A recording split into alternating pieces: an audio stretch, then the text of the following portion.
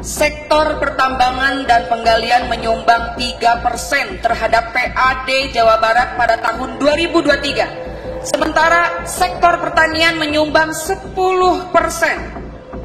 Mengapa kontribusi sektor pertambangan terhadap PAD relatif kecil meskipun Jawa Barat memiliki potensi mineral yang signifikan? Sudah? Masih ada waktu? Ingin tambahkan? Cukup? Cukup? Baik, terima kasih. Pendapatan asli daerah semestinya juga tidak terlalu fokus pada eksploitasi sumber daya alam, karena dalam jangka panjang akan mengalami kerusakan. Termasuk kenapa PAD di sektor pertambangan sangat rendah, karena di sektor pertambangan penghitungan pajaknya seringkali dimanipulasi.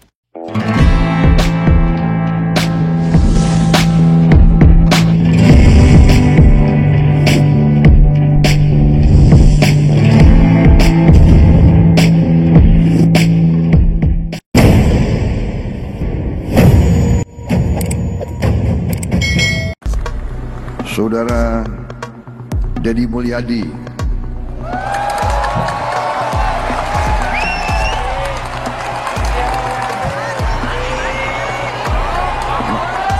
Kang Deddy mana? Kang Deddy dulu.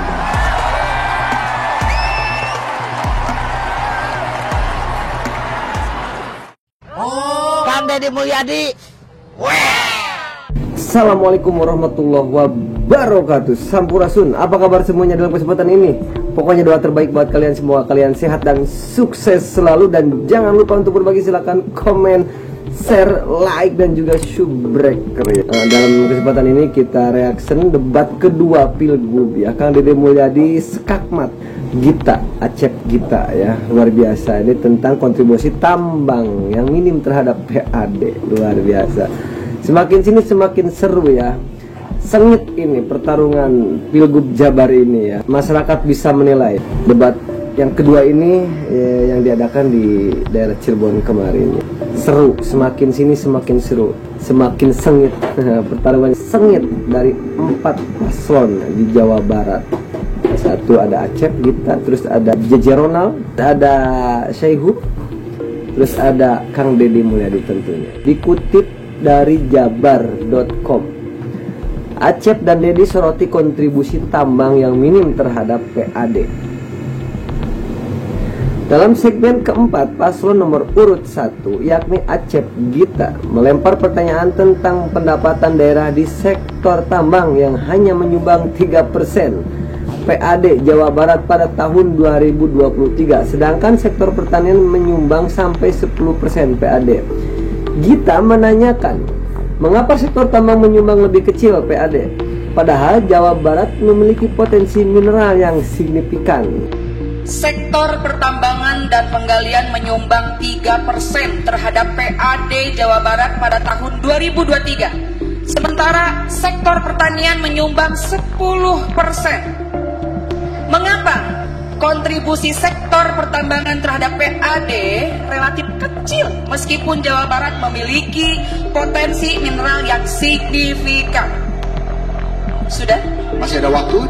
Ingin tambahkan? Cukup? Cukup? Baik, terima kasih. Langsung saja. Menanggapi pertanyaan kita, Cagup Kang Deddy Mulyadi mengatakan, sektor tambang tidak hanya fokus pada eksploitasi sumber daya alam, karena hanya akan mengalami kerusakan menurutnya. Kenapa PAD dari tambang rendah? Karena adanya manipulasi pajak. Semestinya juga tidak terlalu fokus pada eksploitasi sumber daya alam, karena dalam jangka panjang akan mengalami kerusakan. Termasuk kenapa PAD di sektor pertambangan sangat rendah, karena di sektor pertambangan penghitungan pajaknya seringkali dimanipulasi, tidak berdasarkan potensi yang digali itu sendiri, tetapi berdasarkan hitungan-hitungan manual yang seringkali bertentangan dengan prinsip-prinsip akuntabilitas pengelolaan keuangan. Untuk itu, orientasi pertambangan ke depan tidak lagi bicara persoalan barang material mentah, tetapi diperlukan pengelolaan hilirisasi, sehingga produk yang diharapkan bukan produk hulu, tetapi produk hilir. Menanggapi pertanyaan kita, Cagup Kang Deddy Mulyadi mengatakan sektor tambang tidak hanya fokus pada eksploitasi sumber daya alam, karena hanya akan mengalami kerusakan menurutnya. Menanggapi jawaban Kang Deddy Mulyadi, Cagup Acep bersepakat dengan Kang Deddy Mulyadi. Tapi menurut Acep diperlukan juga penyederhanaan perizinan di tingkat pemerintahan daerah. Dengan sistem digitalisasi kedua lanjut, Acep diperlukan hilirisasi dengan mendorong pengelolaan pabrik tambang mineral dan memperketat pengawasan tambang ilegal. Emang harus dikawal sekarang ya, tambang-tambang ilegal itu harus benar-benar dibuang, itu merugikan ya. Mendengar jawaban itu, Kang Deddy menekankan pada pentingnya persoalan nilai ekonomi yang didapat oleh masyarakat sekitar lokasi tambang. Menurutnya, masyarakat sekitar lokasi tambanglah yang paling banyak terkena dampak lingkungan karena adanya tambang. Masyarakat bergelut dengan debu. Aspek berikutnya bencana, sehingga tambang tidak serta-merta menjadi orientasi tapi ekosistem lingkungan yang utama, ujar Kang Deddy Mulyadi. Debat kedua Pilkada Provinsi Jawa Barat 2024 atau Pilgub Jabar digelar KPU di Hotel Patra Kabupaten Cirebon. Debat diikuti oleh 4 pasangan calon gubernur dan calon wakil gubernur, yakni Acep Adang, Ruhiat Gitalis, Dwi Natarina nomor urut 1, JJ Wiradinata, Ronald Supraja nomor urut 2, Ahmad Syaihu Ilham nomor urut 3, dan Kang Deddy Mulyadi Erwan Setiawan nomor urut 4. Paslon nomor urut 1 Acep Gita diusul oleh PKB, pasangan JJ Ronald diusung oleh PDIP, kemudian Syaihu Ilham diusung Partai Nasdem, PKS dan P3, dan pasangan Kang Deddy Mulyadi Erwan diusung oleh Partai Gerindra, Partai Golkar, Partai Demokrat, PAN, dan PSI. Debat kedua Pilgub Jabar mengambil judul Budaya Inovatif untuk Jawa Barat yang gemah ripah repeh rapi. Dalam debat tersebut terdapat 6 subtema, yakni industri budaya, pariwisata, peningkatan PAD berbasis sumber daya alam, mitigasi bencana, kualitas lingkungan hidup, dan toleransi beragama. Masing-masing paslon diperbolehkan membawa 50 orang untuk masuk ke area debat publik.